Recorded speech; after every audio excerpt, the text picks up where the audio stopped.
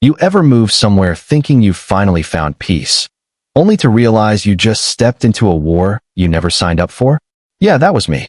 My name's Lena Brooks, and a year ago, I thought I'd hit the jackpot when I bought this little beige house on a quiet street in a community called Cedar Ridge. It had perfect lawns, matching mailboxes, and neighbors who waved like they were auditioning for a commercial. I should have known something that perfect had a catch. The first time I met Diane Foster, our HOA president, she was wearing pearls and heels to take out her trash. She smiled the kind of smile that says, "I'll bake you cookies," but her eyes said, "I'll report you for breathing too loud." She handed me a welcome packet thicker than a phone book. "We take pride in consistency here," she said. "Uniformity keeps our property values high." It sounded less like a suggestion and more like a threat. At first, I played along. I went to block parties, waved during walks, even brought cupcakes to a neighborhood potluck. But deep down, every time I looked at that dull beige siding, I felt like the house was suffocating me. I'm an art teacher, color's kind of my thing. I spend my days surrounded by bright crayon drawings and messy rainbows painted by kids who still believe joy belongs on every wall. So one evening, I thought, why not bring that joy home? I chose a color I called morning sky, a soft, hopeful blue. Calm, simple, nothing crazy. I even went through the right channels. Or so I thought. I talked to Mayor Owens, who volunteered at my school's art program. When I joked about how my HOA might throw a fit if I painted my house blue, he laughed and said, "Submit it through the city's beautification permit. I'll review it myself." A week later, I had a signed approval letter. The mayor even scribbled, "Let Cedar Ridge see some sky again." I framed that note. That Saturday morning, I dipped my roller into the paint and felt freer than I had in years. The sunlight bounced off the blue like it was smiling back at me. A few neighbors waved and said it looked cheerful. But right around noon, Diane's silver Lexus rolled up like a storm cloud. She got out, clutching her clipboard like a weapon. "Lena," she said in that tight voice, "what are you doing?" "Painting," I said, all chipper. "Isn't it beautiful?" Her jaw dropped. "You can't just change your exterior color. It violates HOA regulations." "Oh, I have permission," I said. "From who?" I smiled. "Let's just say, someone higher up than the HOA." She squinted at me like I'd just told her gravity was optional. "We'll see about that." That evening, I found a bright orange notice of violation taped to my mailbox. "Illegal color change. Immediate correction required." I laughed out loud, but a knot twisted in my stomach. I knew this wasn't over. 2 days later, I came home to flashing lights. Police cars. And there was Diane, arms crossed, grinning like she'd just caught a bank robber. She called the cops on me. "Officers, this homeowner is in violation of community regulations," she said proudly, as if I'd painted my walls with blood instead of Benjamin Moore. The officers looked confused. One of them asked if I had authorization. I handed them the mayor's letter.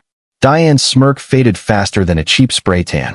The cop read it out loud, slow and clear, approved by Mayor Owens. The color drained from her face. The neighbors were watching. Cameras out. Someone was even live streaming. I thought that'd be the end of it. I was wrong. After that humiliation, Diane went from controlling to unhinged. My power got cut one night. I found beige paint splattered across my wall. Flyers appeared on doorsteps calling me the woman ruining Cedar Ridge's reputation.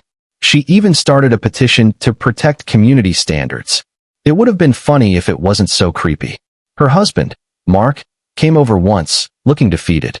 "I'm sorry," he said quietly. "She's not herself lately. She used to paint, too, you know. Gave it up after her mother passed." That hit me harder than I expected. Maybe all that control came from grief. Maybe she wasn't a monster, just broken. Still, I couldn't let her win. So I kept painting.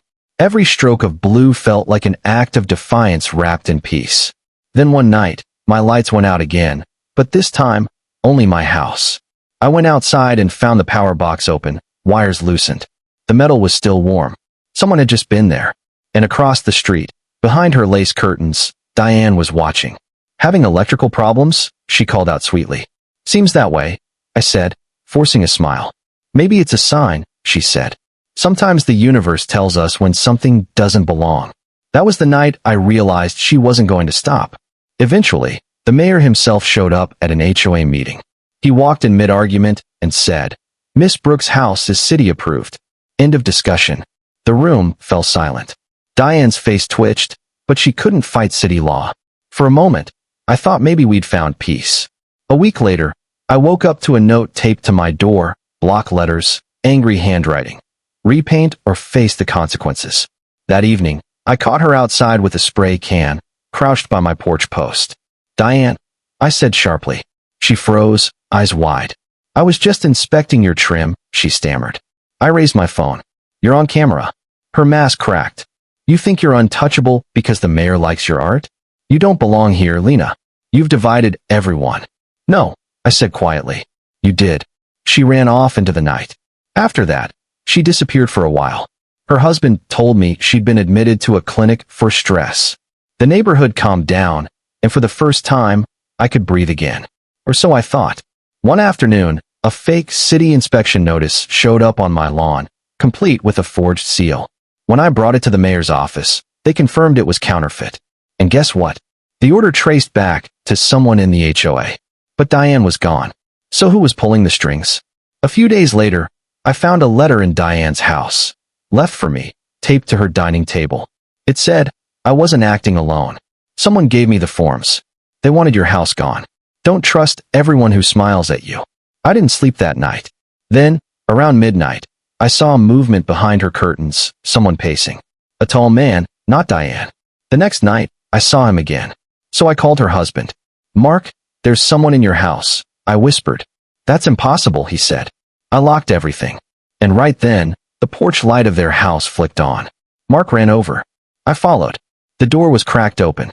We called out, but no one answered. When we went inside, the air felt heavy, like it hadn't been breathed in for days. The walls were stripped bare except for one new photo pinned to the corkboard, a picture of me, standing outside my blue house, taken from behind. Then we heard a sound, metal tapping glass. We bolted out just as police cars arrived. They found no one, but inside the kitchen, there was a city ID badge, David Barnes, Department of Planning. That was the guy, the advisor who'd been showing up at HOA meetings, feeding Diane her official forms. He wasn't a city worker. He was a con artist running a real estate scam, using the HOA to forge permits and sell off community land for development. Diane was just his puppet, and when she broke down, he came back to clean up the mess. A few days later, I found a flash drive near my driveway, blueprints, emails, bank transfers, proof of everything. But when I opened it, the screen went black and a message appeared in red, "Stop digging." That same night, my phone rang. A voice, calm and low. "You should have stopped when you had the chance."